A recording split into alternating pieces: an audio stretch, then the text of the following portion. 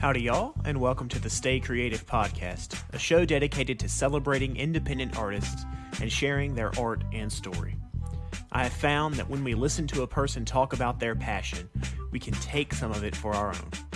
So this show is also dedicated to you, the listener, not only becoming a fan of the guest's work, but also taking another step towards growing as an artist and loving the artist you already are.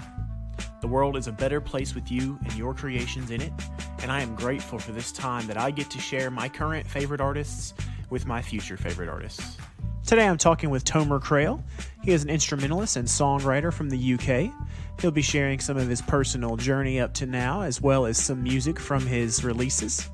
You can find him online under Krail, Tomerkrail, and be sure to look for his newest album, Held in Quiet Parentheses.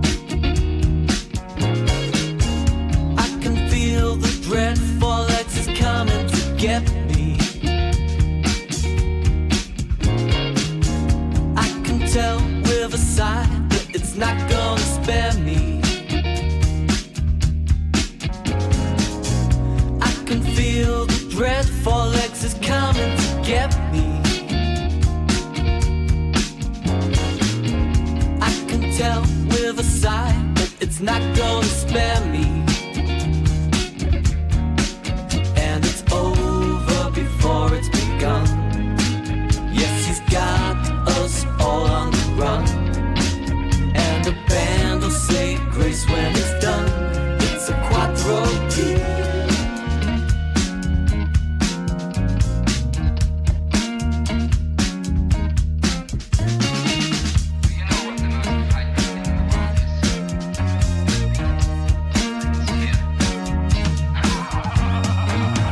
Have you ever felt the thrill of running from danger? Both down these streets at night, at the whim of a stranger. Would you take the cue, or would you seek an explainer? I would take the hint and do my best to evade her. And we can see it won't turn out very well. Hear the tolling of the iron bell. Count the rings in the circle of hell.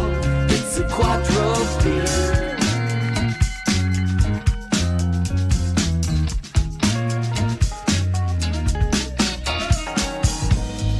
Fears and dreams, I hope they won't dishonor me. But when faced with the maws of death, I kind of just wanna scream.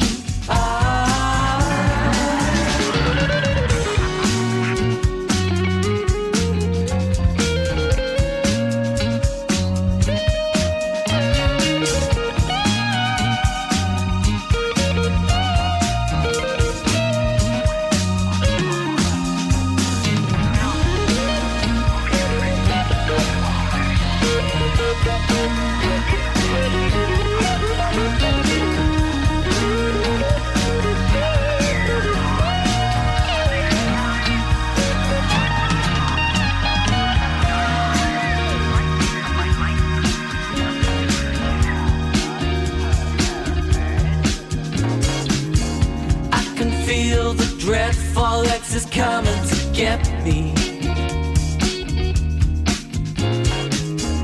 I can tell with a sigh, but it's not gonna spare me. Oh, I can feel the dreadful X is coming to get me.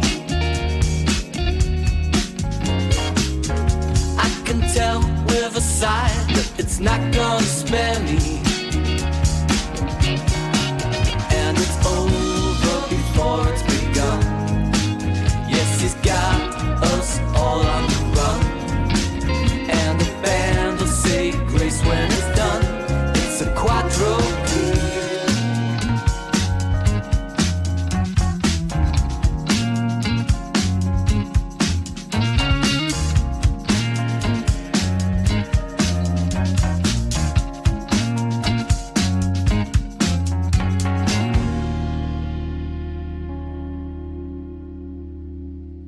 Well, first thing, Tomer, I want to thank you, obviously, for sharing your time and your talent with me and folks listening. I have enjoyed your music, but before we get directly into the actual music, I'd like you, in your own words, to introduce yourself and introduce your project. Okay, so thanks for that, by the way. That was a nice introduction. Yeah. My name's Tomer Krail. I make jazzy indie rock that kind of goes into all sorts of different genres. I would absolutely be failing my responsibility to you if I didn't get a little more out of you than jazzy indie rock, because man, it is wild. Like jazzy indie rock could describe so many things, but there's a catchiness to it at times that makes you forget you're listening to extremely adventurous guitar work. That's what I'm aiming for, yeah. I mean, even though some of the songs are a bit out there, you know, it doesn't really stick down to a particular genre. I always want whatever I do get into to be listenable. I don't want it to be like just for musicians or just for people who really like out there music. I want, you know, my mom to be able to enjoy it as well. Yes, and she does most of the time, unless it gets too jazzy, like, you know, and then it throws her off. And I'm also just interested in so many different genres. I couldn't be in one of those bands where, you know, a lot of really great bands, they have like one sound that they do really, really well, right? Like, I don't know, the Ramones or something. I just couldn't live like that. You know, I need to explore different ideas, you know. That's why I've done lo-fi stuff in the past. Some of it is like more garage rock, maybe closer to some of the stuff you do. And who knows what it's going to be in the future. I'm probably going to do some sort of acoustic album at some point. That ability to shift from very energetic to very precise is displayed well in your most recent work. What's the name of the album? It's called Held in Quiet Parenthesis, which is a bit of a mouthful, but it sounds fancy, but it's basically because every song on the album has some brackets in the title, apart from one song. So I thought, what's a way I can make that sound really fancy and not just pretentious and pointless? But I also ended up writing a poem that feeds into that theme that then kind of comes in throughout the album. So I can't remember which came first, actually, the title or the poem, but that's fantastic. I love when art kind of inspires other art, especially when it's all within the same project or piece. Yeah, I guess I got that from Kendrick Lamar's To Pimp a Butterfly. I don't know if you've heard that one. It's just got this poem that keeps coming back through the whole song. And the first time I heard it, I really didn't like it. But then it becomes this thing that once it's come back the third or fourth time, you're like, wow, this really works. I find that's a way to make things work in a lot of different styles, is to just repeat it over and over again. It's kind of like Stockholm syndrome for the ears, right? Yeah. What's the rule about trying a new food? You got to try it 15 times before you really start to like it. I actually feel like if you do eat anything 15 times, you kind of have to enjoy it just to save yourself, right? Yeah. I was in a production of Les Miserables before. You ever watched that musical? And I don't really like musicals, and I didn't like this show, but we were doing it for a week, and we were doing 2 shows a day. By like the third show, I was just singing along, having a great time, really got into the story, and now I love Les Mis, but part of me thinks, would I have liked it if I hadn't been forced to enjoy it? It was self-preservation. I had to get through the week. That's awesome. That's our first tip of the episode. Just keep trying it. Just keep on. It's fine. It'll be fine. You'll love it in the end. Keep trying it until you like it or until you die. Yeah. Awesome. So when did you pick up guitar, and did you start with the jazzy side, or did that come later? I picked up guitar maybe when I was 16. I started playing bass when I was 15, so I was quite a late starter. But what happened is I bought this cheap bass off eBay. I think it was called a Lindo or something. And it broke within like a month of me getting it, which you can imagine. Because it was like £40 or something, which is probably like, what, $80 or something? Maybe less than that now. Yeah. But when it broke, it was kind of, before I wasn't that interested in playing it, but as soon as it broke, it was like this thing of, well, I can't do it now. So now I really want to do it. So my stepdad lent me a guitar, and I was just like playing bass lines on the guitar until I managed to save up for another bass. And for years I played bass. That was my main instrument. And guitar was just something I did along the side. And sort of slowly guitar has caught up, and now I probably play guitar more than I play bass. But I still love playing bass, and I'm still playing bass on all the recordings. Yeah. It's something, I guess you've got your main thing. You kind of lose a bit of passion for it, while guitar is still quite exciting for me. And you can kind of get, like, bass has to functionally work. It has to really hold down a song. A guitar, you can kind of do a rhythm part, but also you can, put weird effects on it. And you can do that with bass as well, but it's just guitar lends itself. It's really malleable and really adaptable. Kind of a bridge between guitar's floatiness and drum's rigidness. You play drums, don't you, on your recordings? Yeah. I think that's a good way of thinking about it, because bass, it's playing the notes that the guitar is playing a lot of the time, but it has to be way more solid. Like, I think you have to be tighter as a bass player. Like, if you have a sort of clunky low end, it just doesn't work. And my favorite bass players are the ones who are melodic, like James Jamerson or Paul McCartney or someone like that. It's always interesting to know somebody's, not only their artistic creative journey, but also how they got where they are. Because even when you pick up guitar, even if you never played bass again, to some extent, you are playing that guitar with your bass background. Oh, definitely. And I say it to a lot of guitarists. I teach guitar as well, and I teach young kids how to play guitar. And they're going crazy. They're noodling. They're turning on the distortion. They're doing what kids want to do and what guitar players want to do. But I say to them, you need to play bass for a little bit just to know how it feels to be like, you've got to hold it down. And no one's really listening to you as well. You're important, but people aren't listening. And I think that's a good lesson. Doing a good job, not so that you get loads of attention or whatnot, but serving the song. And you can do that with guitar as well. You can serve the song with guitar. And I think bass was a good lesson for that. What is something in your own personal creative story that has changed the way you create? Well, I watch a lot of, video essays and things on YouTube. And I watch a lot of stuff about films and TV shows because I'm really into that. And how plot structure works and like what the philosophy of a certain TV show is and how it's reinforced through writing. Yeah. And that's something that's really affected me. And it kind of crept up on me. I didn't realize that it was becoming part of my writing process. But for a while now, I've been able to get the technical aspects down. Like, if I'm playing this chord here, I should play this bass note, or I can do stuff in this, area. But thinking about what is this song about? How am I reinforcing what it's about through, the different parts and through the different textures and stuff? And does it add up to a cohesive whole? Like, would someone be able to analyze this, like the video essays I'm watching, and find, a through line, something that's keeping it all together? So that's the thing I'm thinking about at the moment. But I quite like being influenced by stuff that isn't necessarily directly music. Do you know what I mean? Though I am influenced by music as well. Often we can hear music made in someone's garage, but we don't see those movies. We don't see the movies that a lot of independent people are making. So most of the movie inspiration we can get, or the filmmaking or TV show writing, has got to be top of its game a lot of times. So it's really easy to learn from these experts, these professionals who are putting things out there in the prime of their creative career. Yeah, I think that's an interesting point. I think one of the great things about music is that you can go from your bedroom and still make something that's relatively, some people make like things that are as good as the mainstream in their bedrooms, right? But with movies, that jump becomes much harder. Like, there are good independent movies, but the amount of things you need to make that work just go through the roof. With music, you can do it all yourself. And that's what I love about it. You can go from zero to amazing quite quickly, less reliant on other people, which is but part of the fun of it as well is kind of leaning on other people as well, seeing what they bring to your music. That's something I'm trying to progress into. I've got a live band going now, which before, all the recordings were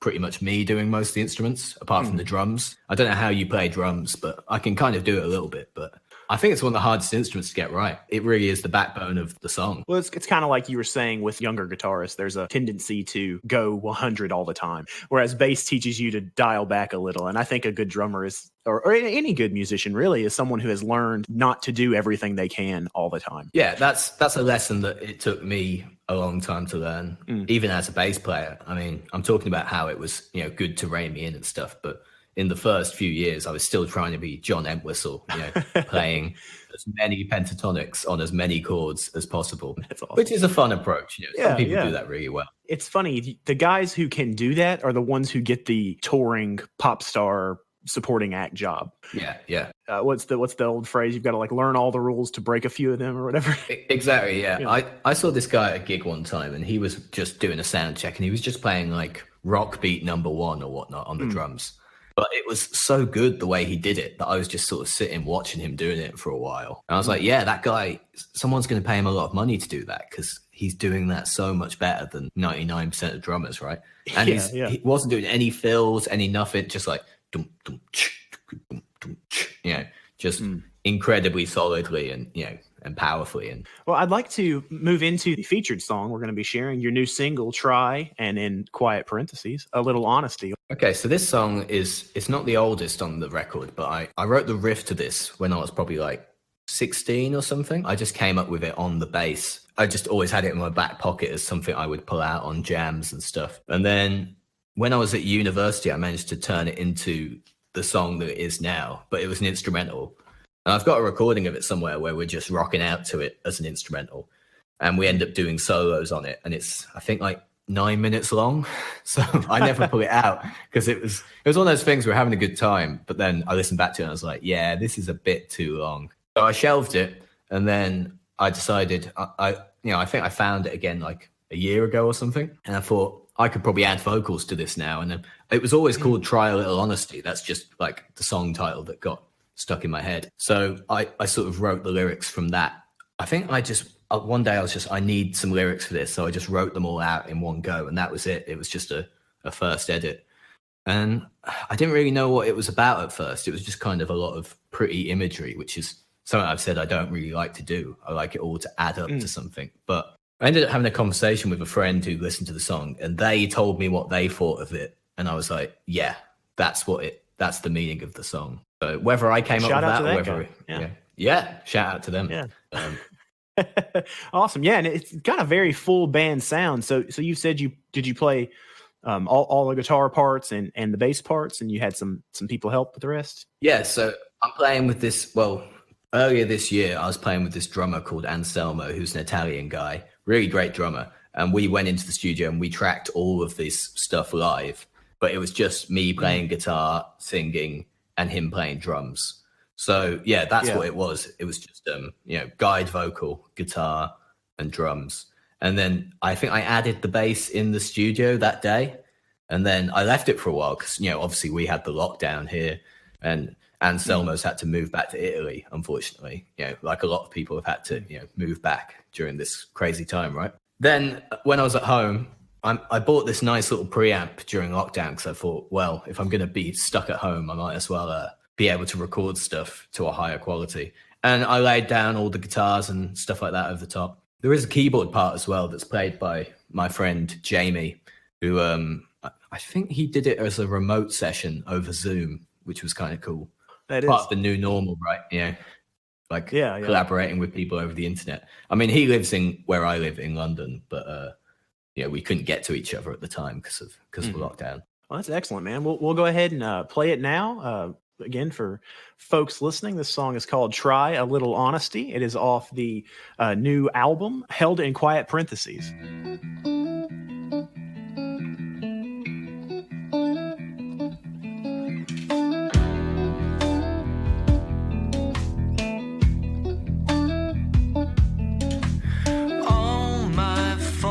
Over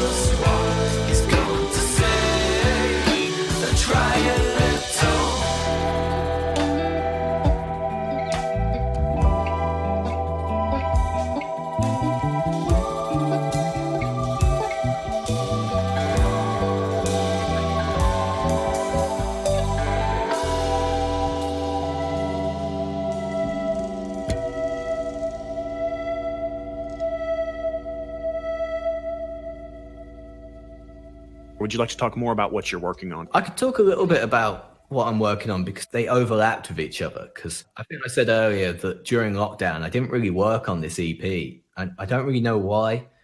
Maybe I just didn't have it in me. I was a bit distracted by what was going on.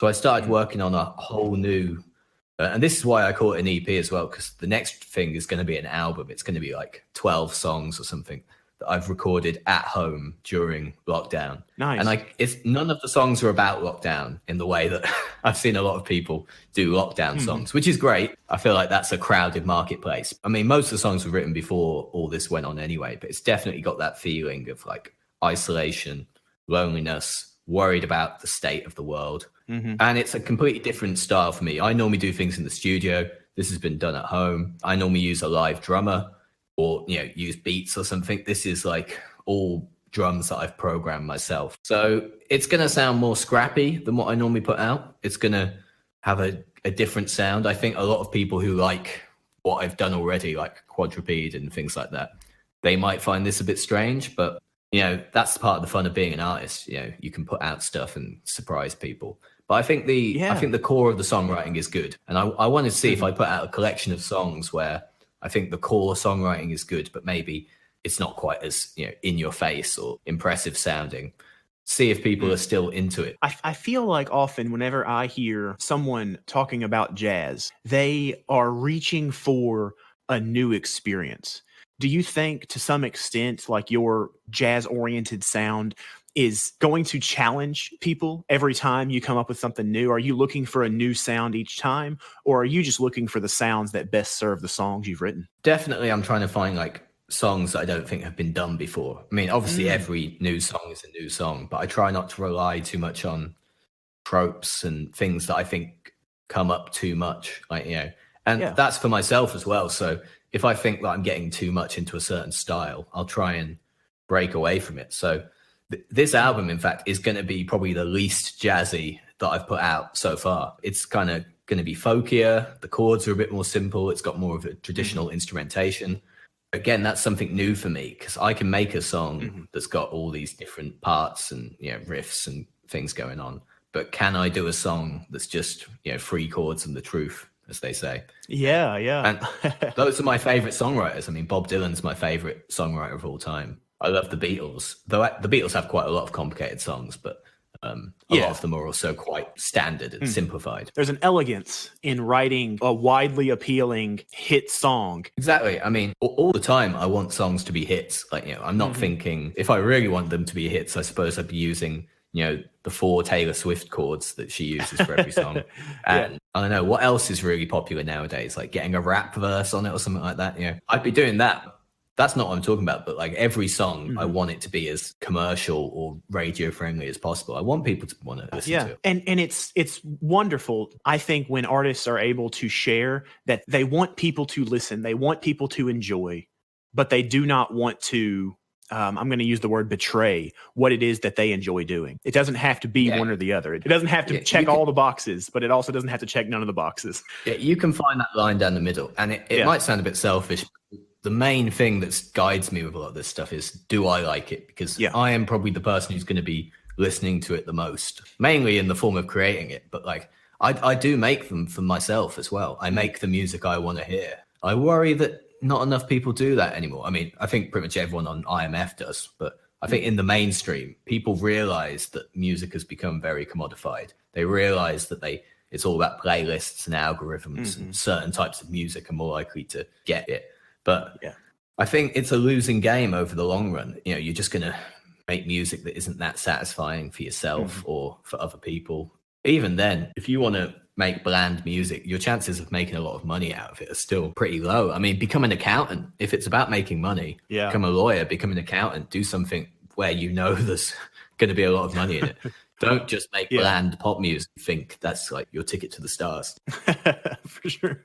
People convince themselves that their big break in the music is going to be the easy way. Exactly. Yeah. I mean, there's so many people trying to do it. And I know because I work with people who are much more mainstream than myself, let's say. Some of those people are very talented. Sometimes it's got to the point of, record label interest and stuff like that. But it can all fall apart like straight away. You can have everything going in your favor, like, you know, the money, the right look, the right image, and then suddenly a whole new artist comes out that completely redefines what people want to listen to right now, and you're out. You might as well have become an accountant if you were just banking on big bucks. Obviously people want the fame and the groupies and all stuff like that as well, but which maybe you don't get as much with being an accountant. I'm not sure. Sorry if there's any accountants listening who actually do get a lot of money and groupies, but write us an email and we will redact that information. Yeah.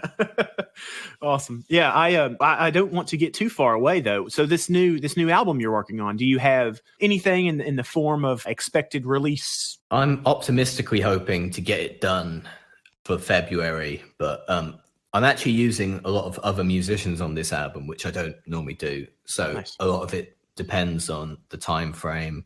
And also I need to finish some of the things. Like I think I've got to record bass for 2 more songs on it. And then once the bass and everything is down, it becomes a quicker process of like, right, what's this one doing? But with an album, you've got 12 songs. It can be a bit like, oh God, I've done this one song and now I have to do 11 more or something. Yeah. Definitely more time consuming. Hoping to record an EP with my new band as well. We're going to be called Parasocials, Toma Krail and the Parasocials.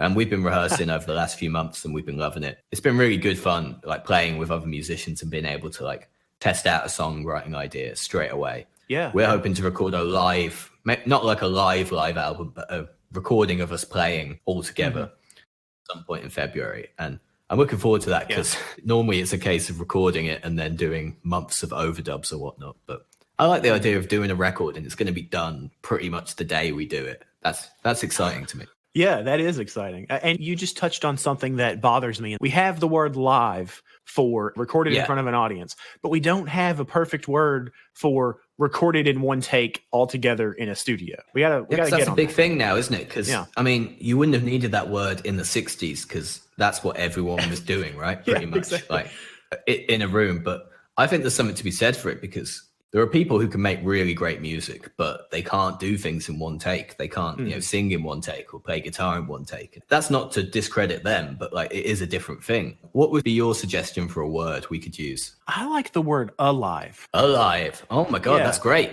You've been thinking about this then. Oh yeah, I think about I think about a lot of things that nobody asked me to think about. Oh, it's that quote, Duke Ellington. I think everybody has been quoted with it. There's only 2 kinds of music, good and bad. And oh yeah, I like that. When you try to get to the core of what is good music, then what does that feel like? And I think that the word I always come back to is alive. Not to say studio music can't be alive, but often, the point of going into a studio is to polish off the edges that make it feel like it's in the room with you. It's definitely a sound. I mean, disco music, Daft Punk and things like that. It would probably not sound anyway. I mean, I haven't seen Daft Punk live. I'm sure they're very good, but their music is about the fact that it sounds robotic and it doesn't sound human.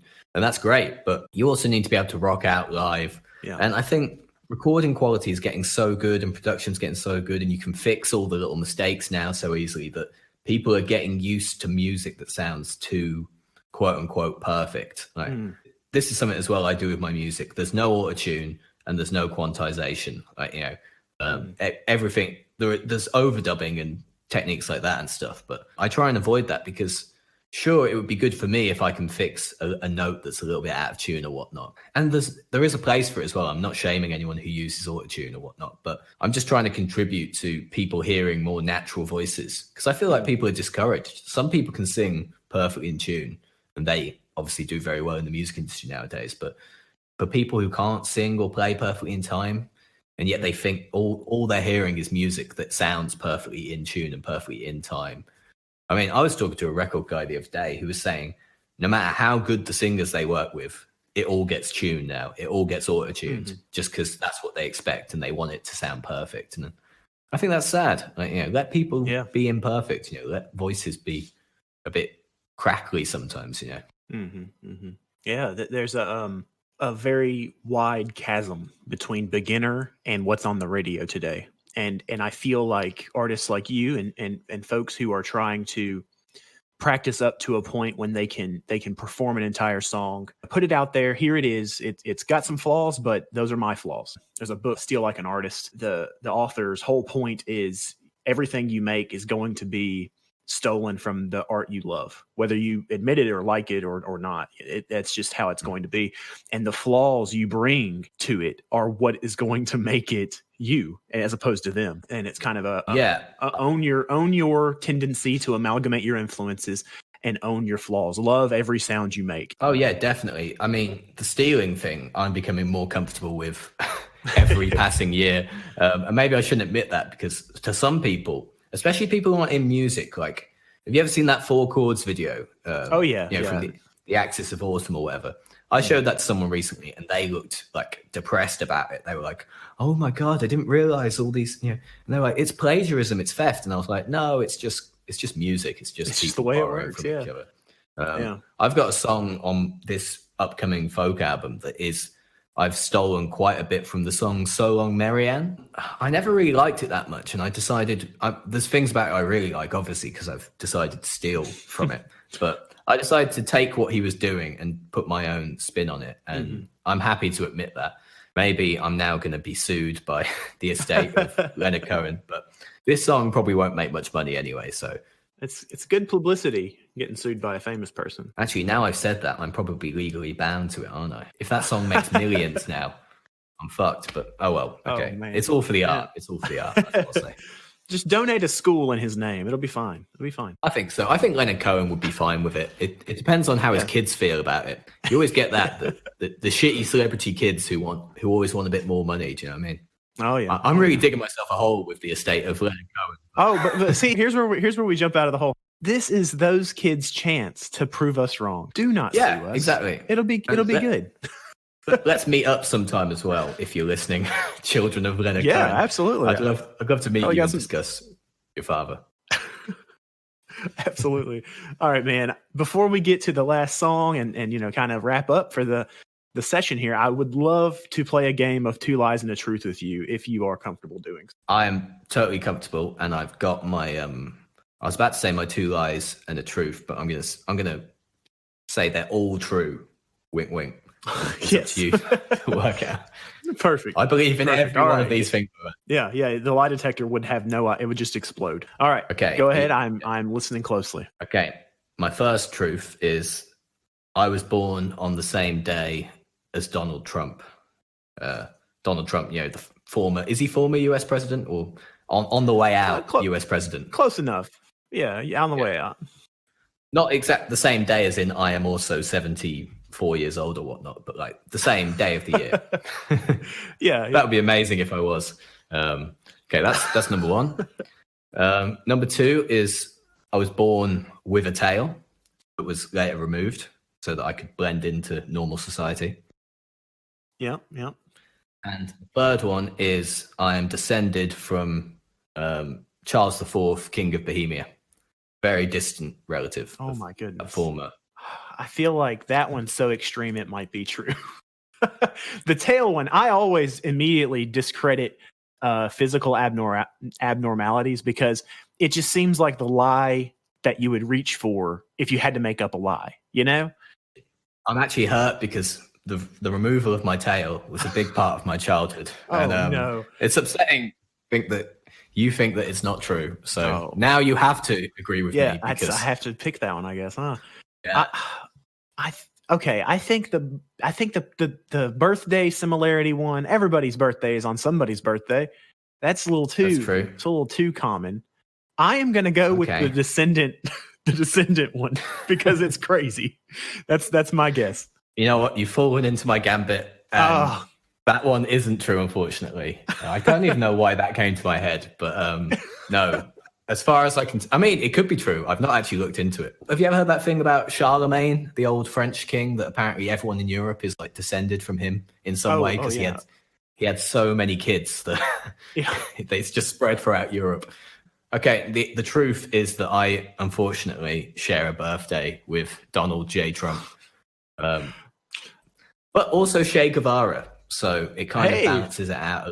But it does. It was quite upsetting on my birthday last year, where everyone was just having to go at Donald Trump, and I was like, Hey, come on, guys. It's my birthday too.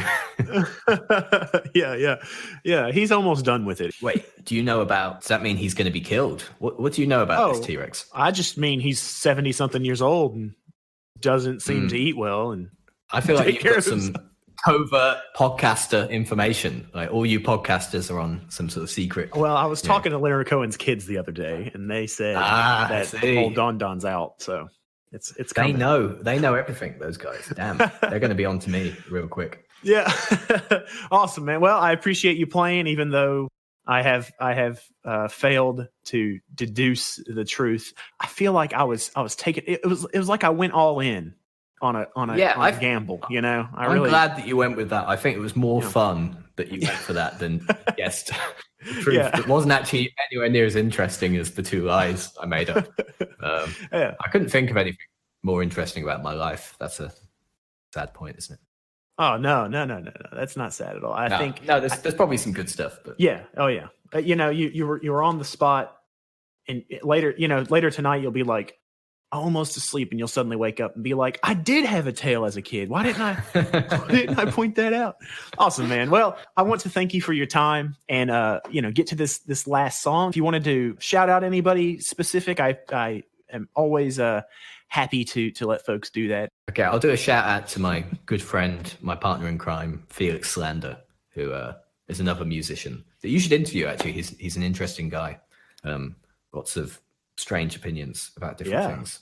I shouldn't really say that on the air. No, I mean, he's very nice.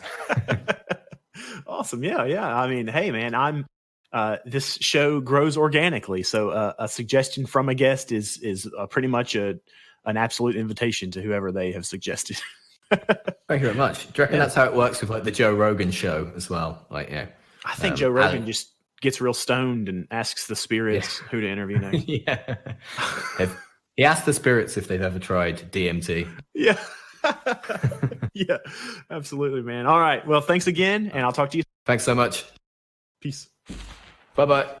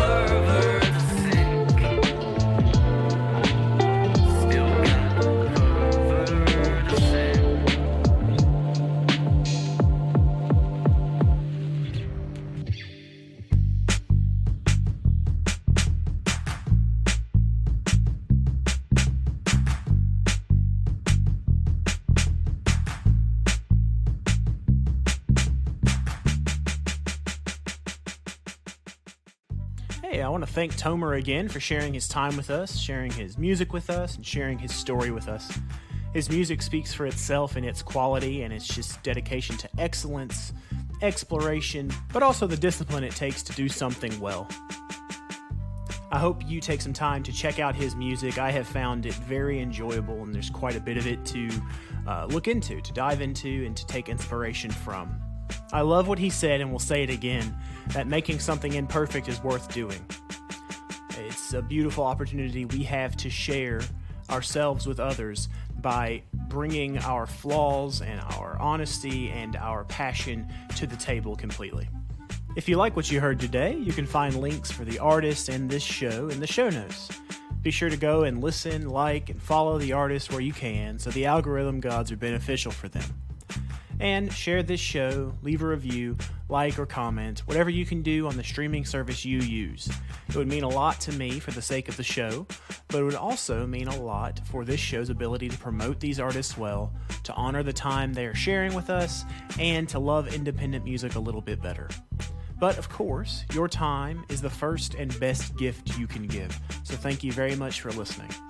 I hope to share more of that time very soon, but until then, please stay courageous, stay curious, and stay creative.